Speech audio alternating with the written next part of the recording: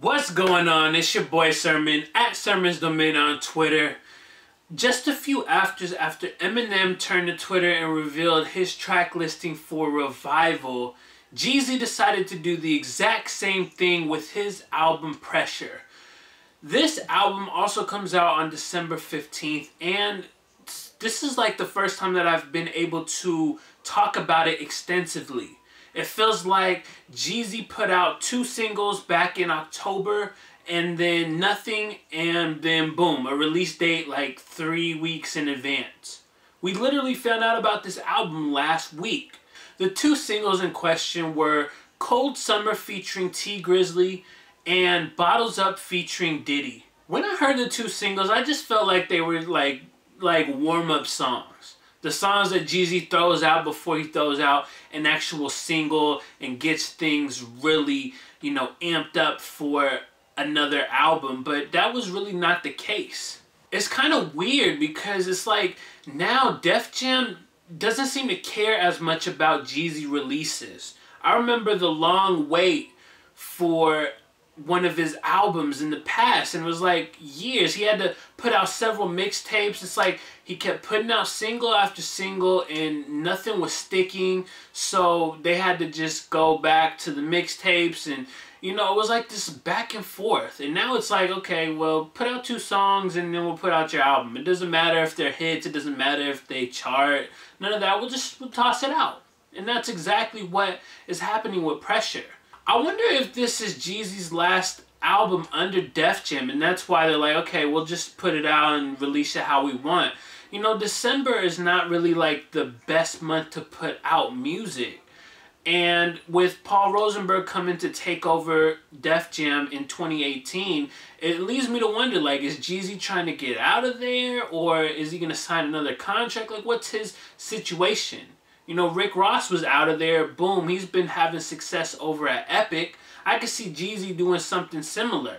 But I just wanted to get like a bunch of thoughts out before I talked about the track listing. So this album, Pressure, is going to have 13 songs, which is like a perfect number for Jeezy. It's not as many as Trap or Die 3, but it's not too little to where you're like, we need more. I think my biggest gripe with this album is going to end up being that there are so many guest features. There are, 3 songs on here that don't have features. The first song, Spider, 4 records. This Is It, Respect, and Snow Season. Like, those 4 out of 13 songs don't have guest features. And then the rest of the album is like Jeezy and Friends, which on one end, I'm not complaining, because it's like, in 2017, do I really want to hear an entire Jeezy album on his own? I like Trap or Die 3, but I'm going to be honest when I say that I don't really listen to much of it. I listen to a couple of the records, namely like the one with Bankroll Fresh titled All There. So if that didn't keep me coming back to Jeezy, will a bunch of guest features do the trick? It's hard to say right now, but I can say that I am a little bit curious as to how a lot of these collaborations will sound. So on this album, he's putting together some really nice combinations. I think the biggest one that everybody is going to look at and be like, yeah, that's the one that I want to hear the most. It's titled American Dream, and it features J. Cole and Kendrick Lamar. Now, it's rare to see Kendrick and Cole like collaborate on their own, and even rare to see somebody have them as a guest feature. I think this is a first. I don't think any other artist has been able to get both of them on the same track for their project. So Jeezy is doing something that is going to get a lot of people talking. I feel like that might end up being the record that stands out the most. The one that lasts longer than Pressure. Elsewhere, the combinations aren't too out of the norm. You got Kodak Black and YG on the title track, Pressure. Tory Lanez and Rick Ross on a record called Like Them.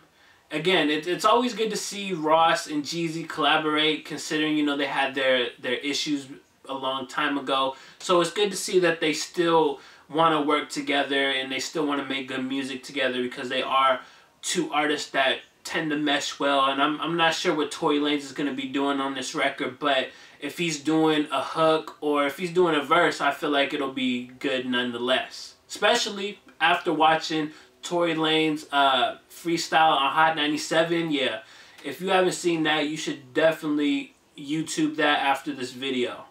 I will give Jeezy props because he is doing something that Eminem decided not to do.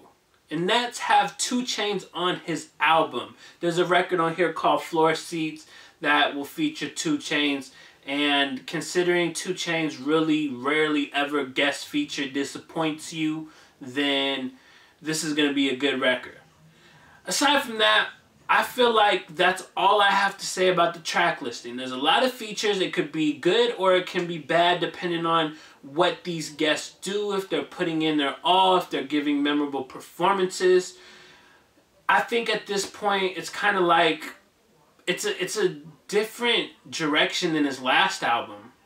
Like very different. Like I wouldn't be surprised if there's a lot of different, you know, people that have worked on this album as opposed to Trap or Die 3. I will include the track listing in the description section so you can check that out. Let me know what you're thinking about Jeezy's upcoming album, Pressure. Are you excited? Are you not excited? Which song are you most looking forward to? I'm pretty sure I know the answer to that, unless you're like the rare special case that wants to go against the grain. Afterwards, like the video, subscribe to the channel if you're not already, share the video. Follow me on Twitter at @SermonsDomain, and as always, thank you for your time. I appreciate you for watching, and until next time, peace.